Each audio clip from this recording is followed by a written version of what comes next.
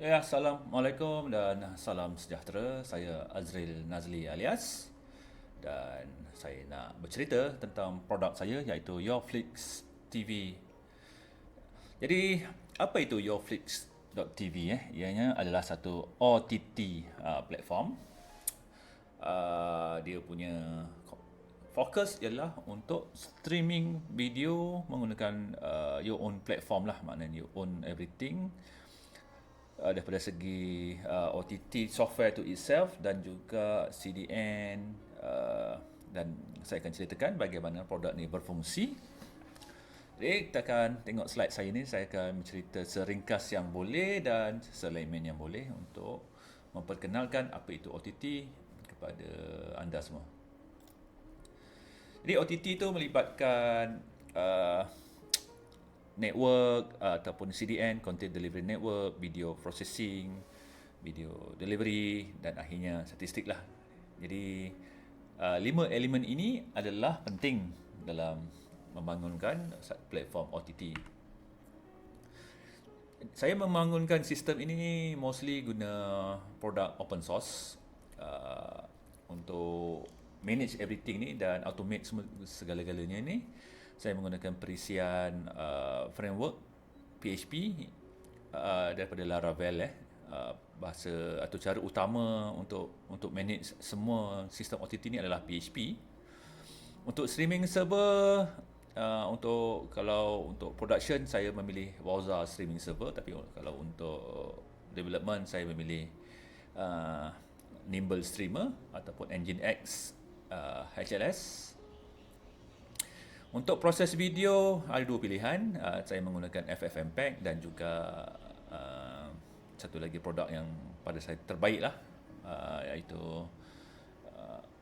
Handbrake CLI.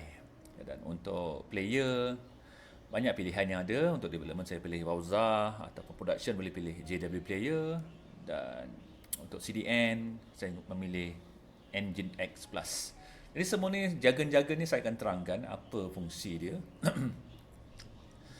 Jadi dalam OTT ni saya memilih untuk menggunakan web management system untuk manage semua-semua video tu.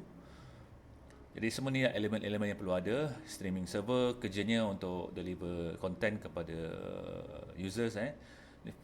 Saya OTT ni dia punya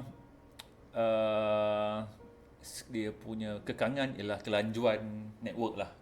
Bila kelajuan network tu, bandwidth user tu okey, experience dia okey lah. Kalau bandwidthnya rendah, jadi experience dia pun agak deteriorate lah. Jadi dia proportional dengan bandwidth yang ada pada users, dan ini berkait rapat dengan performance ISP di Malaysia ni lah.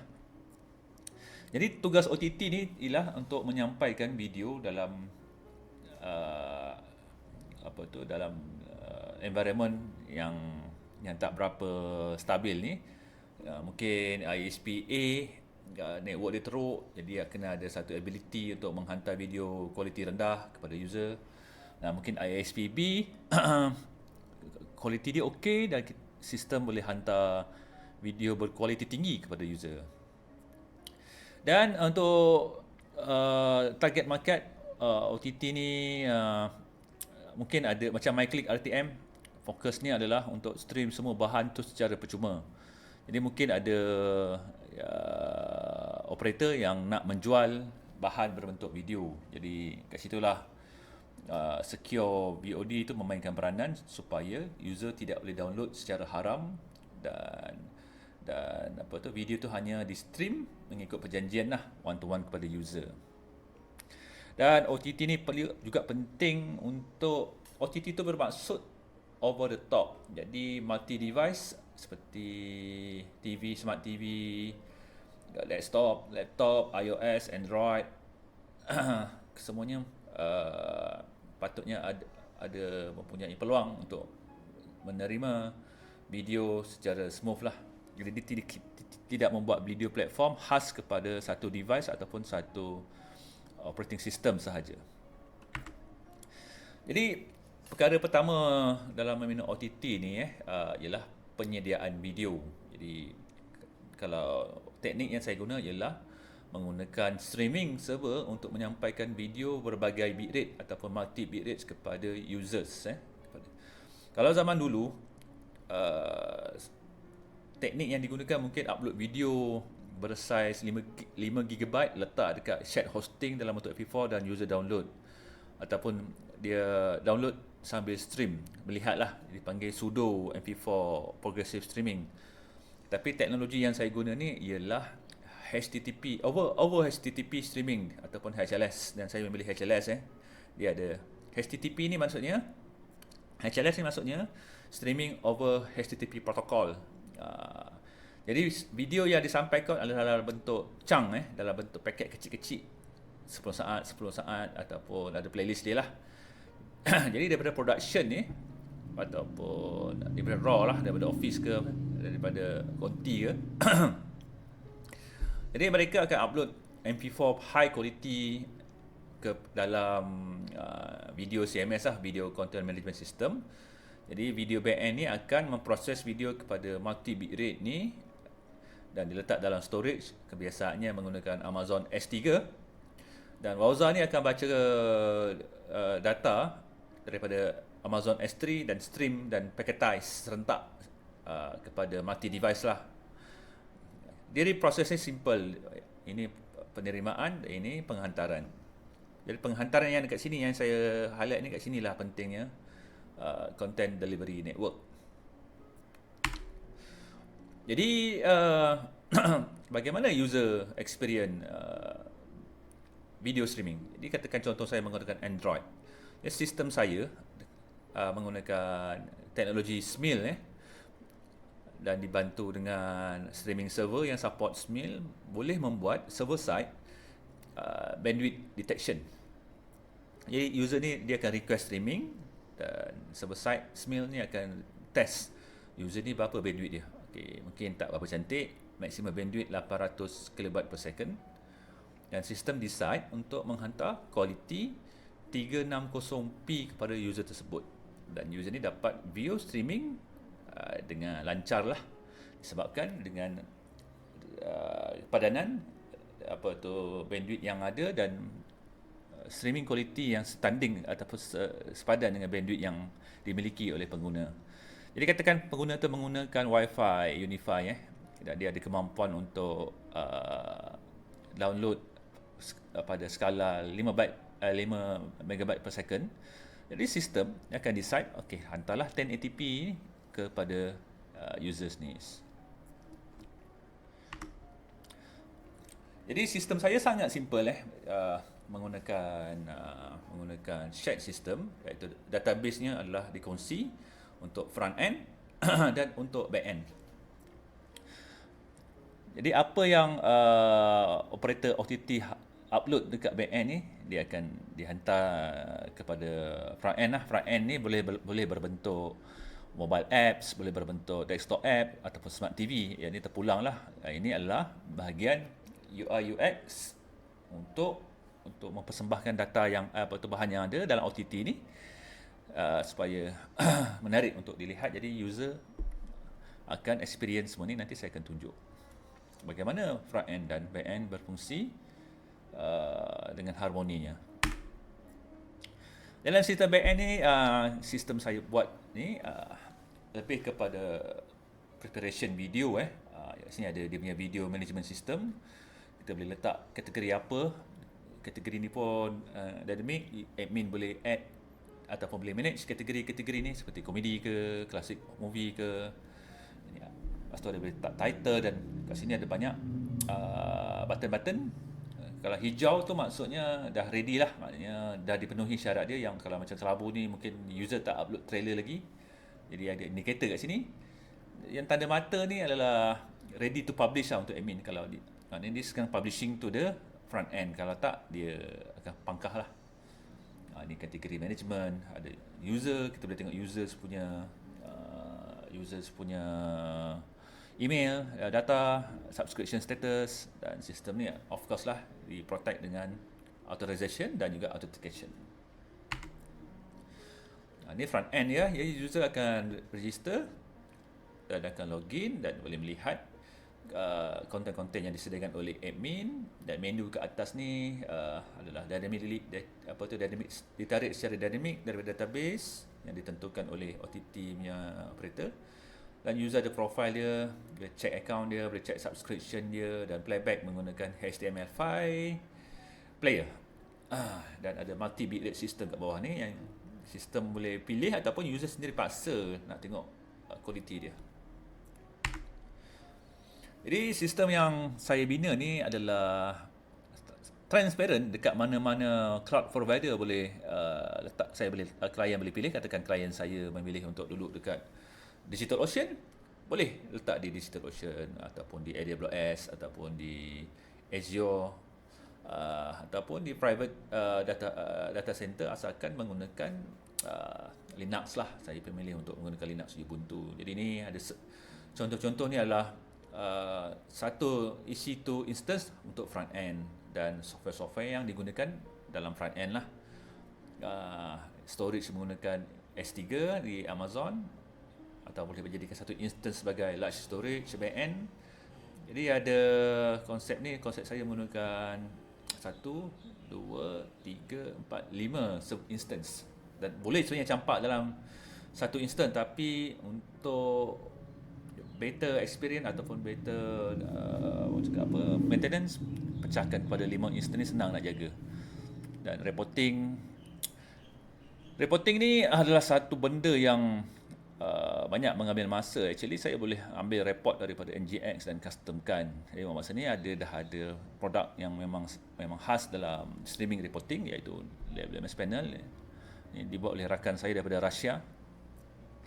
Jadi kat sini kerja sebagai cloud system admin lah untuk set up semua ni. Jadi front end ni boleh capable untuk menerima 10,000, 20,000 concurrent users. Streaming server pun kena pilih skala yang betul. Jadi kita kena tahu skill kita dan teknologi stack yang dalam ni banyaknya. Untuk payment engine saya guna Stripe sebab mudah nak study dan senang nak faham konsep dia. Untuk OS saya memilih Ubuntu. Maksud ni saya memilih AWS lah untuk architecture. Jadi ada sebab kenapa saya pilih Amazon Web Services. Sebab memilih satu instant large, automatic saya dapat 100 gig bandwidth, 100 G bandwidth, data center bandwidth. Jadi dia sangat penting bandwidth ni untuk menghantar data kepada banyak user lah. Jadi bandwidth memilih untuk OTT ni, memilihlah kita kena buat satu test untuk tahu maksimum instant bandwidth untuk streaming server, especially kat sini lah, streaming server ni. Okay. So yang ni agak technical sedikit, tapi yang ni user ni maksudnya admin lah. Admin ni upload video. Dan di background video akan di-convert lah kepada multiple bitrate menggunakan Laravel Q database mode. Dan di akhirnya dan software yang untuk meng-convert tu adalah FFmpeg lah, FFmpeg ataupun Handbrake CLI. Dan di akhirnya saya memilih 4 sebenarnya dalam slide saya. Dia terpulang nak berapa bitrate, 4, 3, 10 pun boleh. Di China saya pernah dengar sampai ada 20 multi bitrate sebab dia nak make sure video dia disampaikan di semua available bandwidth. Jadi lagi banyak lagi bagus lah. Macam 3 ni standard lah. Dan dia skala dia untuk encode dia memerlukan instant yang mempunyai CPU clock yang tinggi dan data storage lah.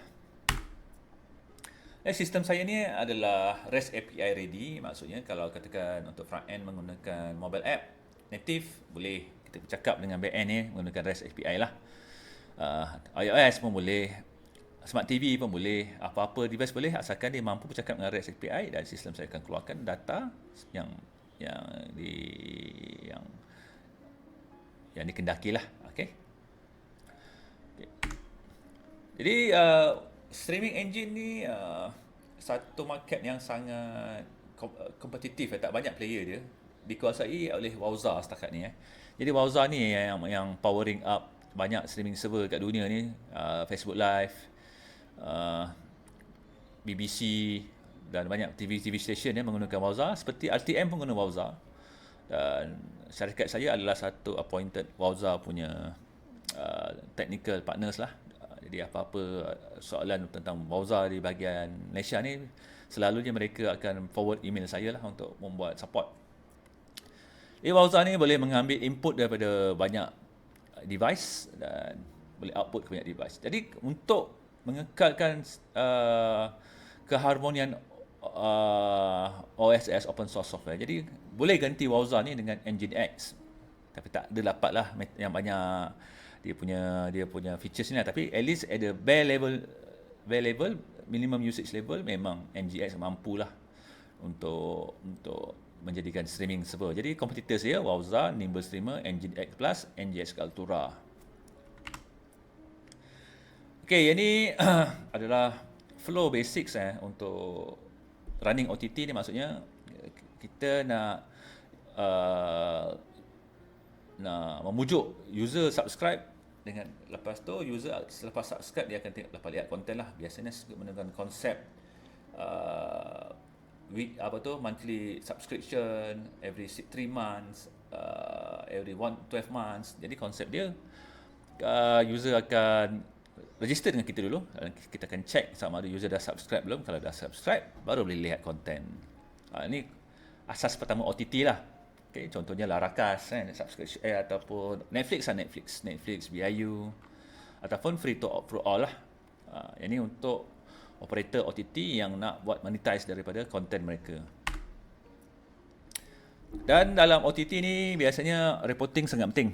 Kita nak tahu volume transfer yang keluar dekat region mana, minutes of streaming, jenis-jenis device yang akses untuk melihat streaming, waktu bila user melihat VOD kita, dan title-title yang popular, drama Melayu ke, ceramah agama ke, ataupun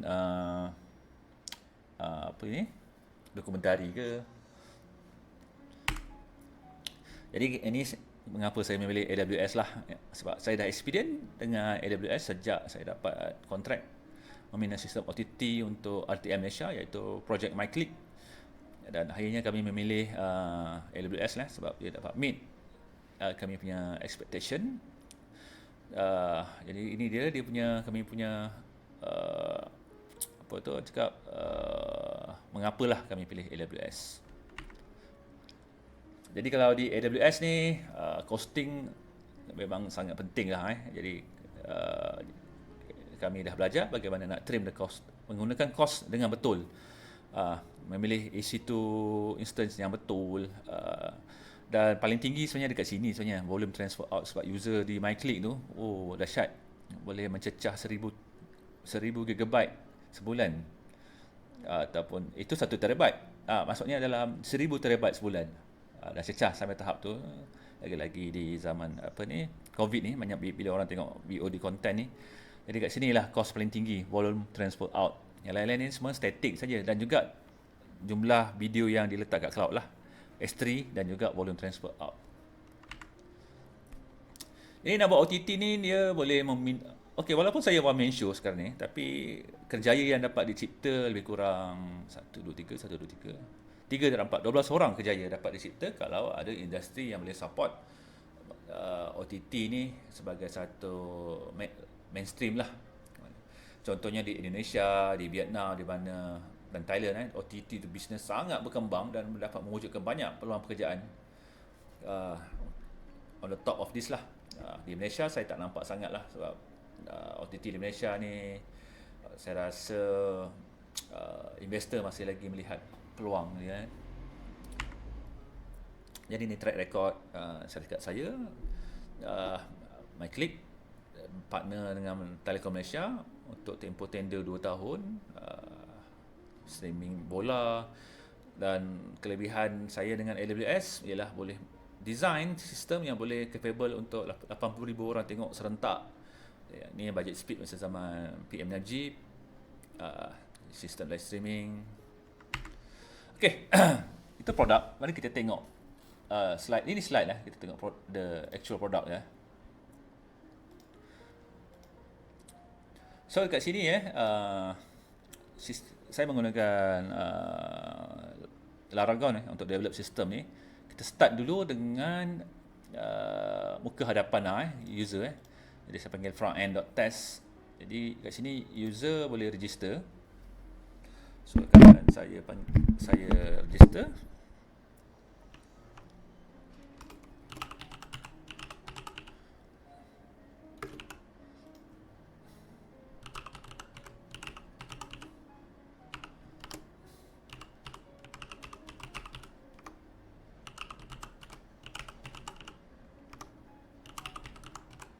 Jadi selepas berjaya login sistem ni masa ni saya belum fine tune lagi. Patutnya dia kena mengesahkan dia punya email dekat email lah.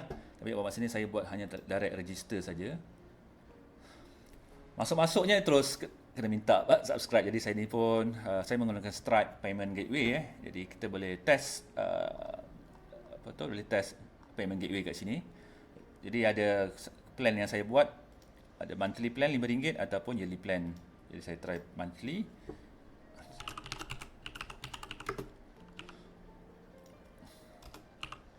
So credit card ni saya letak dulu untuk buat testing. Jadi saya pilih letak dulu.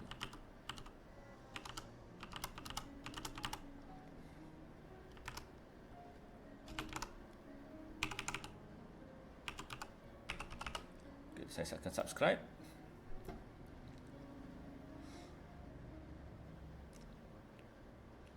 Dah subscribe baru boleh lihat konten-konten yang saya dah upload ni lah.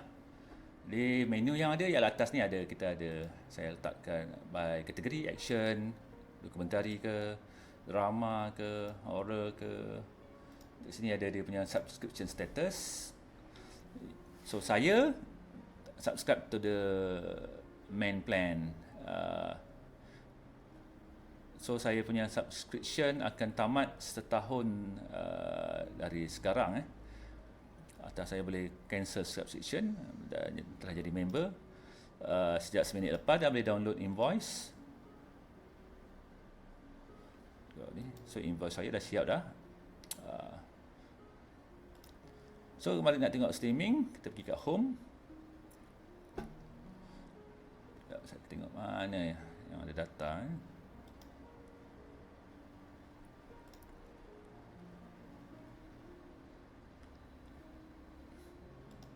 data di sini ada tu.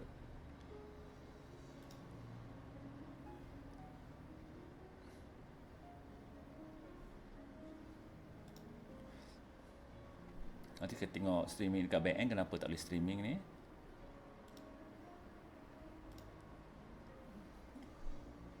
Boleh tengok dekat sini, inspect, nanti saya akan check kenapa dia tak boleh stream.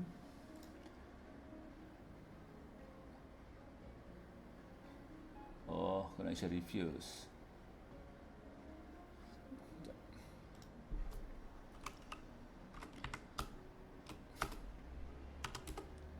Patutlah server saya tak up. Okey. Saya akan upkan server saya dahulu.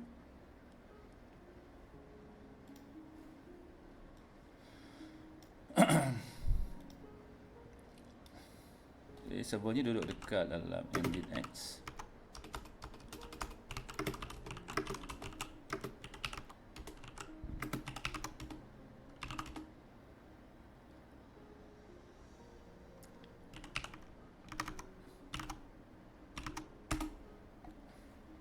Okay, server dah jalan. Saya guna Nimble Streamer. Kita check kat localhost. Okay, server dah up. Kita refresh. Okay. So dah boleh stream sekarang. Contohnya saya lihat konten daripada sini. Ada tak konten yang menarik sikit untuk dilihat?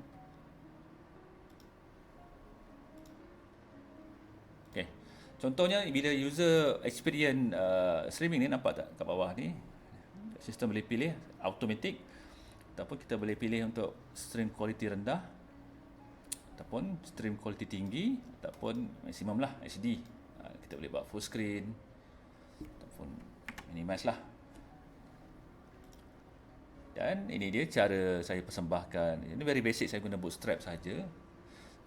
Jadi tengok dekat back end. So kita back end, kita log out dulu.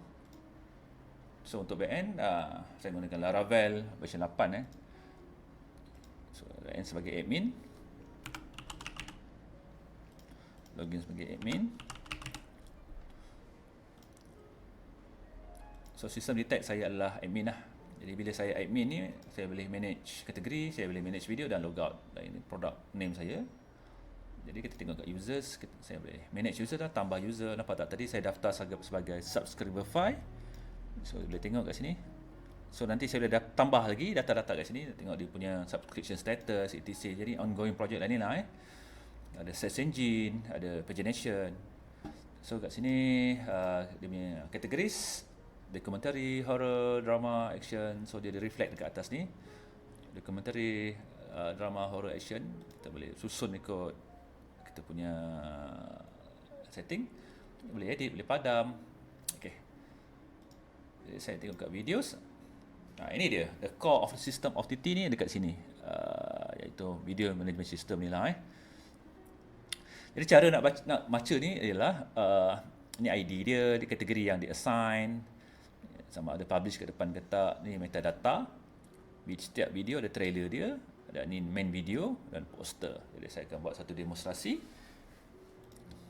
untuk upload video lah. Ini dia. Jom back. Kategori dokumentari. So kita akan next.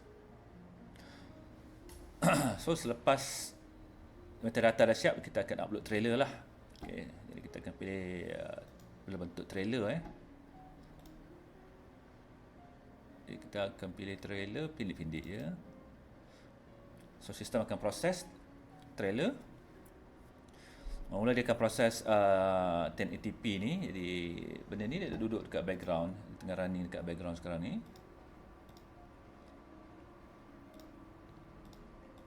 Jadi saya punya Laravel ni tengah proses, nampak tak? Tengah proses trailer, nampak kat sini running dekat background ni. Jadi sebagai admin kita boleh tengoklah, okey, 1080p dah siap dah. 1080p ni maksud video berkualiti 1080p lah Jadi kita boleh double check dekat dalam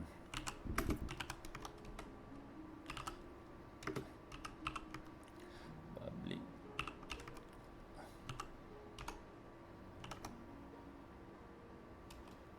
Video nombor okey 29. Dekat trailer. Tengok So nampak tak? 1080p MP4 dah siap. 720p pun dah siap. 480p pun dah siap. Dan akhir sekali 240p lah. Okay, tunggu kejap.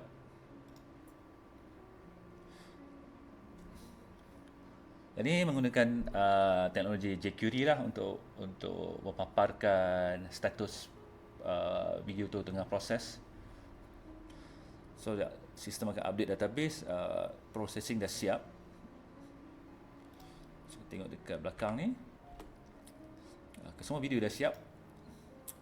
Video dah ada, poster tak ada. Kita upload poster. Poster memilih gambar. Kita ambil gambar ni. Ya, saya minat motorsport. Jadi banyak gambar-gambar berkaitan dengan motorsport lah. Dan kita boleh test tengok video yang kita dah upload tadi tu. Nampak? Ni trailer, ini untuk trailer lah. Nampak tak? Ada 1, 2, 3, 4 profile. So ni main video dia. Main video ni video utama lah. Video utama ni kita upload dulu. Video ni biasanya panjang. Jadi saya akan buat demo yang pendek-pendek je. So sama juga macam tadi, prosesnya berulang. Dia akan proses 1080p, 720p. Jadi kita boleh tinggalkan ni, kita upload poster. Jadi poster yang 400 darab 600 ni adalah untuk ke depan ni. 3 ni sembah 3. Jadi kalau poster yang melintang ni 16 darab 9 dia untuk player. Macam ni. Dia untuk player. Jadi benda ni boleh extend juga. So poster ni pilih gambar sahaja.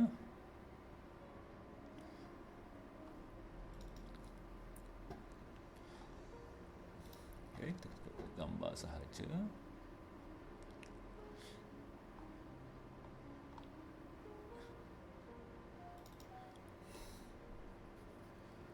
Okay, sudah siap dah.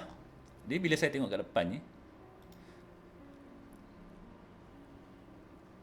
ni patutnya ni tengah dah siap Ya, dia dah check dah, dah siap dah. Belum siap lagi sebenarnya dalam proses. Jadi saya betulkan di situ. So boleh nampak kat sini dekat dalam video asset, 2 video telah diproses. So trailer dah siap, dah ready. poster untuk video, tak upload lagi, nanti saya akan betulkan. So kat metadata ni, video still processing, so saya tak boleh publish. So dekat depan ni nanti ada dashboard untuk tengok jumlah video saya semua berapa. Ya, itu je OTT, sangat simple. Dan benda ni boleh scale up sebab saya dah ada pengalaman untuk serve sebulan sehingga 500,000 view video menggunakan sistem yang sama ni, teknologi stack yang sama ni. Jadi yang penting sebenarnya dekat sini lah. Kalau nak buat scale out tu, yang penting kat sini lah. Ni EC2 saya tadi. Yang ni penting. Dan yang ni lah. Jadi skill set saya tak masukkan lah slide untuk mencipta CDN dalam ni sebab dia agak teknikal lah mencipta CDN ni. Jadi sampai sini saja saya punya persembahan untuk OTT ni. Jadi saya akan tamatkan video persembahan ini dengan ucapan Assalamualaikum dan salam sejahtera. Dan saya boleh reach out dekat sini lah, azril.nazri@gmail.com, ataupun di website saya, ataupun di telefon saya 013 6767 057. Assalamualaikum dan salam sejahtera.